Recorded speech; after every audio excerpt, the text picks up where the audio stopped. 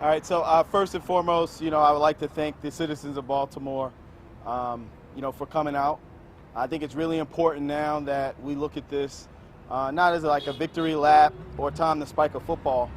We understand and know the conditions of our city, but more importantly, we understand and know that with this COVID-19 global pandemic, when we look at cities all across our country in complete chaos as it relates to the criminal justice system and the way it's impacted certain communities, and then we just look at the state of our economy, it's not really time to cheer and boast about it. I'm very thankful. We had to deal with a campaign apparatus that was very unique. I would say maybe as unique as they come in the city of Baltimore. The first vote by mail, with the global pandemic on top of that, not being able to directly touch and feel and connect with folks, but develop in other creative ways. So I'm thankful for my opportunity growing up in the city of Baltimore. Born and raised here, product of Baltimore City Public School System. I was able to come back and work in the city of Baltimore as an electrical engineer. I was able to work in City Hall as a councilman and now as a delegate in the State House. And I think it's a combination of all those that uniquely qualify me now for this time period. But also more importantly, it's time for us to collectively come together, as a city. I call on all the other candidates that was not only in the race for Baltimore City Council President, but also the mayor's race and all of the council races. And it's really time for us to collectively utilize our ideas, push our city in a new direction. So one, I just wanted to thank the citizens of Baltimore for the opportunity in the way that you voted and supported me. But the campaign's over, the hard work starts now. So I look forward to working with folks throughout these next couple of months. We still have a formal general election that's ahead of us. And then, I hope to get to work in December. So what do you attribute the support for a double-digit win, and how can you affect change differently in the city council president's office as opposed to the State House? Well, I think folks really know the circumstances that we're under, and not to the fullest degree. There's still a tremendous amount of uncertainty that's ahead of us, not just as it relates to the global pandemic, but our economy, our educational system. Many things, and I think that, again, with my experience, with my background, I think that really pushed me over, and folks understanding and knowing that now's the time that we move our city in a different direction. I mean, when you deal with challenges, it's also a tremendous standpoint of opportunities, and I think that's the way folks saw it. When you were in city council in 2015 during the unrest, only 2 of those council members are going to be in council. Yeah. There's been a tremendous wave of new faces on council. How encouraging is that from your point of view, and how will you leverage that to real tangible change in the city? Well, we know coming out of 2015, clearly our city is not in the trajectory or state that we expected it to be, And I think right now is really interesting when we're in the midst of another crisis, of leveraging that same will, that same compassion that we have now, but carrying that for years to come. Really seeing real residual effects of us knowing that we're going on this crisis. So I think that's interesting, and I think that having youthful energy, having young folks, having new ideas, having different perspectives is just right for the city. We all know what amazing Baltimore can become in a city. We have all of the characteristics of an amazing city. We have the infrastructure, we have the history, we have the culture, the waters to our east, the mountains to our west. We have 4 international airports within 100 miles. Those types of things you don't find many places in America. We have it right here in Baltimore City. And again, with the new talent, with the new perspective on things, I look forward to leveraging that.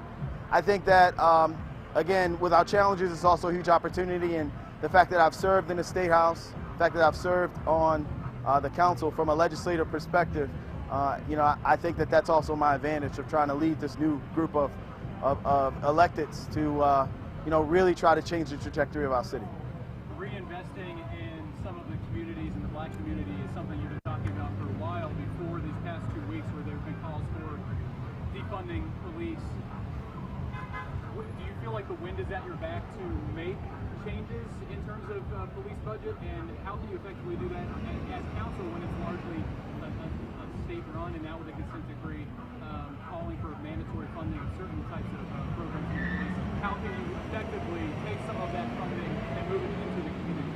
So I think that we should be very intentional in understanding that we are at a unique time in our country. When you see the protests, when you see the demonstrations, when you hear individuals of all walks of life, I think that right now this is a very unique opportunity, not just for the city of Baltimore, for our entire country. And it's the type of time that in 20 years, in 25 years, in 30 years, we can look back and appreciate where we've been able to grow from. So I do think there's a huge amount of momentum behind those types of things. When we talk about funding, when we look at inflation, and we talk about the fact that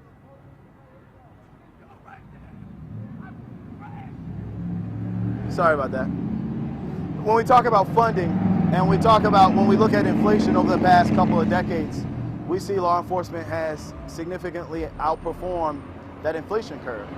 We also look at the other things like education, parks and recs, things that we know that provide real opportunities for young folks.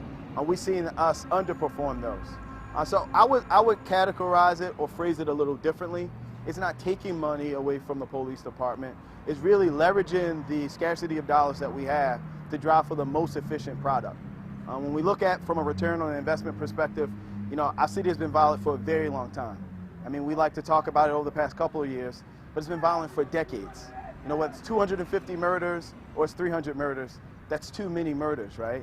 That's too much violence. So when we look at things that have worked, right, evidence-based solutions with real empirical data that help drive down crime, these are the types of things that we should be invested in. We should be investing in Baltimore's future and not trying to always arrest our way or prosecute our way out of circumstances that were created through failed policies of the past.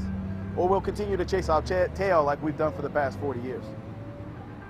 Now that it's as official as it can be, what is your next step forward? What are your first priorities in getting it done? Well, it's really sitting down with stakeholders, folks in the business community, folks in the neighborhood associations, and really hearing from them and talking to them. I think that we have to get to a point where we develop a comprehensive plan for the city of Baltimore.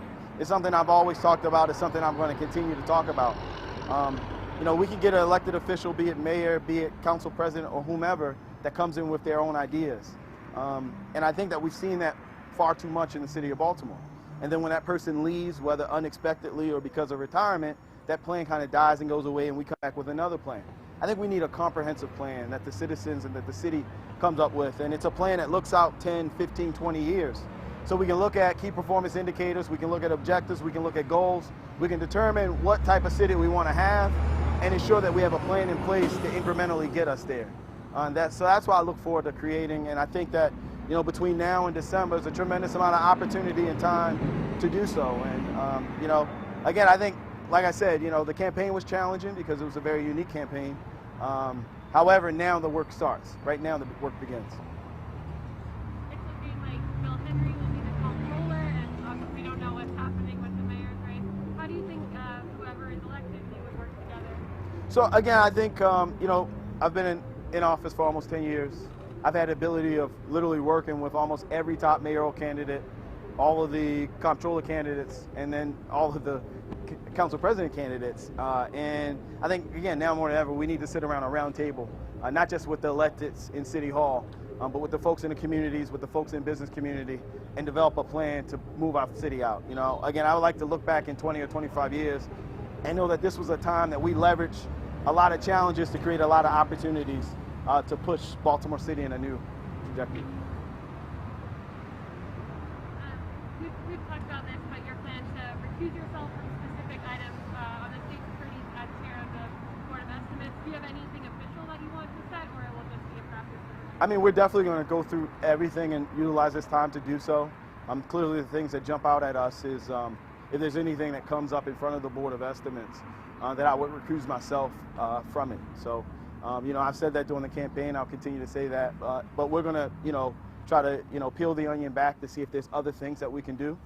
I plan on being as very transparent, very accountable to the citizens of Baltimore. I think the Board of Estimates needs a lot of restructuring and operational and configuration changes. I leverage my electrical engineering background and being a project manager of very large projects. I will lean on those skill sets to kind of do that. Yeah, I look that's the type of work that's going to have to take place over the next couple of months. Do you support shrinking it to 3 members? I do wholeheartedly. I think the citizens of Baltimore who elected their elected officials should also elect the folks that are on their spending board. It's very similar kind of to the Board of Public Works, slightly different, but I think it's more in line with the origin of why the Board of Estimates was created.